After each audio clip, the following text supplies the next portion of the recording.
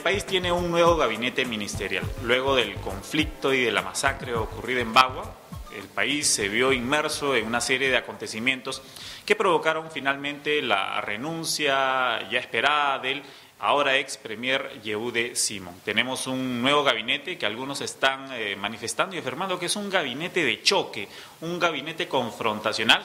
Nos acompañan el ex congresista, reconocido líder de izquierda, Javier Díez Canseco, también dos dirigentes de la Confederación Campesina del Perú, la CCP, el señor Jorge Prado y también el señor Lorenzo Capa, dirigente cusqueño.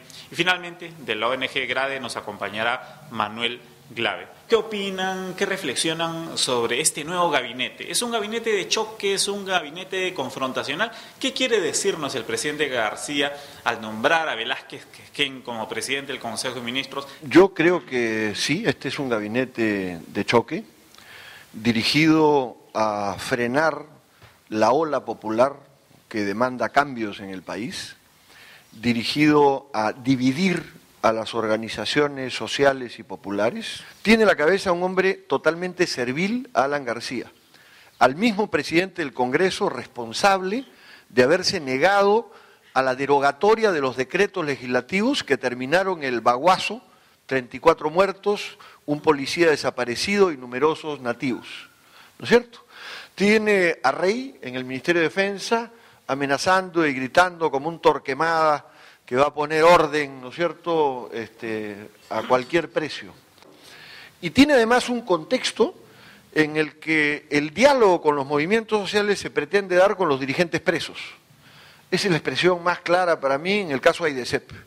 O sea, los persiguen, los corren, los judicializan, ¿no? Y luego le dicen vengan a la mesa de diálogo.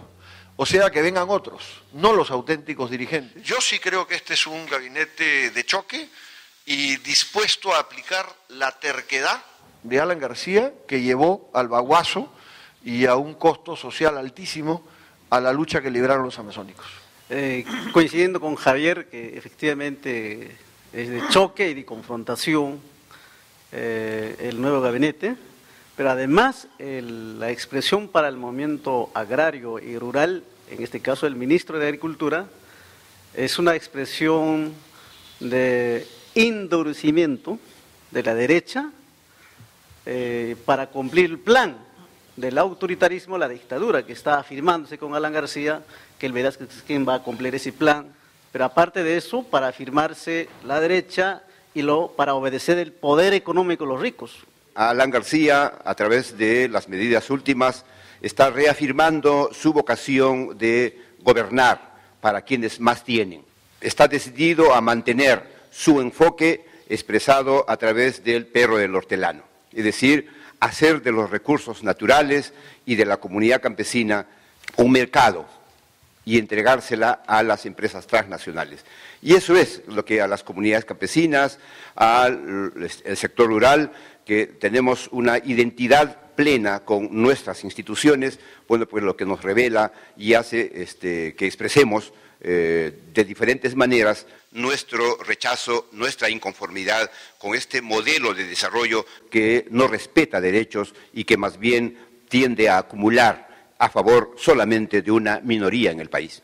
¿Es muy exagerado decir que el gobierno aprista de García está cayendo en una dictadura, está cayendo en un autoritarismo, o realmente hay ejemplos y síntomas de que vamos hacia eso?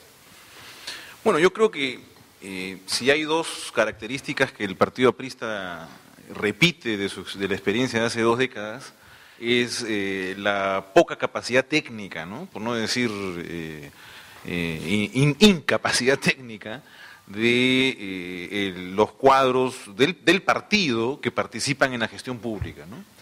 Yo creo que lo que se puede venir en los últimos 2 años de este régimen, en una coyuntura electoral de gobiernos regionales y gobiernos locales, parte de esta estrategia de copar el gabinete con cuadros del partido, yo creo que tiene que ver con algo de esto, ¿no?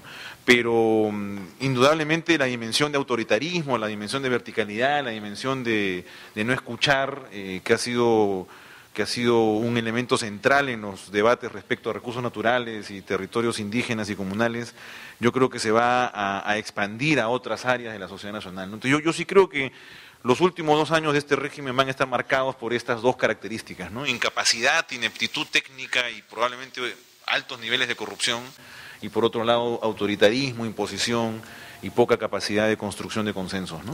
Realmente un oscuro panorama el que nos ha pintado Manuel Glave de Grade. ¿Qué queremos y qué nos espera en estos próximos 2 años? Yo quería agregar a lo que había dicho Manuel Glave 2 características más del gobierno de García para ver qué nos espera. Una primera es la repetición de los 12 apóstoles. El gobierno de García, al igual que el primero, está rodeado de los grandes grupos de poder. Y estos hoy tienen ministros. Carranza es uno de los brazos derechos del grupo Brescia, ¿no es cierto? El ministro de Economía. Rey es un hombre de viejas vinculaciones con el grupo Romero y con las grandes empresas pesqueras. Y Martín Pérez es uno de los brazos derechos de Dionisio Romero. Entonces hay 3 ministros, para no hablar de la señora Arauz, ¿no es cierto?, que tienen directas relaciones con grupos económicos en el poder, ¿no? Y 2, hay otra característica que se repite de García, que es su terquedad y la imagen del gobierno de un rey, que hace y deshace en función de su voluntad. Y esta terquedad lo hace insistir en una política económica que sirve a los ricos, pero que abandona a los pobres. Entonces, todo el plan anticrisis abandona en lo fundamental el agro, se concentra en las grandes construcciones, no aumenta sueldos y salarios y pensiones, que aumentaría la demanda de alimentos y de producción nacional, por ejemplo, no reduce el impuesto general a las ventas para las compras que pagamos los peruanos, no aumenta los impuestos a los más ricos en circunstancias en las cuales está cayendo el ingreso del fisco por la crisis internacional. Entonces, tenemos por delante años de crisis, no solo política, sino también económica y social. A los dirigentes nos hace ver con mucha preocupación esta reafirmación en políticas y modelos que, a la luz de la crisis internacional, nos está diciendo que ha llegado a su agotamiento y que es necesario cambiar de enfoques, es necesario recoger y respetar los derechos de las personas, los derechos de los pueblos. Uno de los argumentos de García a estas políticas que ha realizado en estos años es que las cifras macroeconómicas pues andan bien. A pesar de la crisis, García ha afirmado de que el Perú no está sintiendo tanto la crisis y que aquellos que protestan es porque no están tomando en cuenta que el Perú va hacia adelante. ¿Vamos hacia adelante, Lorenzo, o no? Es verdad, la política macroeconómica está creciendo, pero está creciendo, pues, como decía Javier, el señor representante o el dueño del Banco de Crédito, Dionisio Romero. Es el importador de trigo de Argentina, de Estados Unidos, de Uruguay. Ellos están creciendo, pero la gran mayoría de la población, la microeconomía, cada vez más está aumentándose la pobreza en el campo y la desnutrición crónica infantil. Si no hay cambio de modelo económico, nuevo rumbo del país, no hay nada que esperar con este gobierno. Más se va a acentuarse la crisis política, una confrontación entre el gobierno y la sociedad, porque no van a poder cambiar con este gabinete el aumento de los aranceles, no van a poder aumentar el presupuesto al sector agrario, no van a cambiar nueva política de tributación. Por tanto, la aceleración de la crisis política va a acentuar, y si no cambia, eso estamos entrando de acá a 2 años más lo mismo. En todo caso, será una lección para el pueblo que debemos cambiar, ¿no? Yo personalmente veo bien difícil que García, a propósito de este gabinete de confrontación, cambie el modelo económico. Creo que más bien va a insistir en esta terquedad de apostar por este modelo extractivista. ¿Tú cómo lo ves?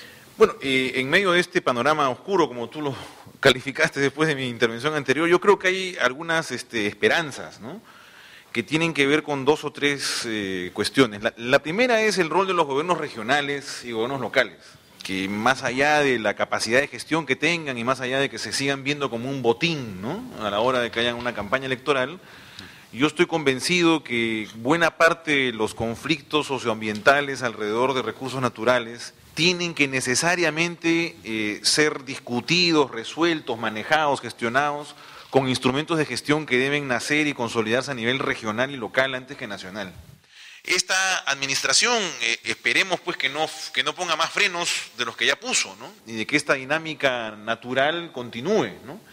Sabemos perfectamente que una de las reivindicaciones máximas de los últimos movimientos sociales gira alrededor justamente de la Ley de Recursos Hídricos y de su revisión, pero hay otras exigencias respecto a la zonificación económica ecológica y un sinceramiento sobre lo que significa minería, hidrocarburos en las montañas y en los bosques, ¿no?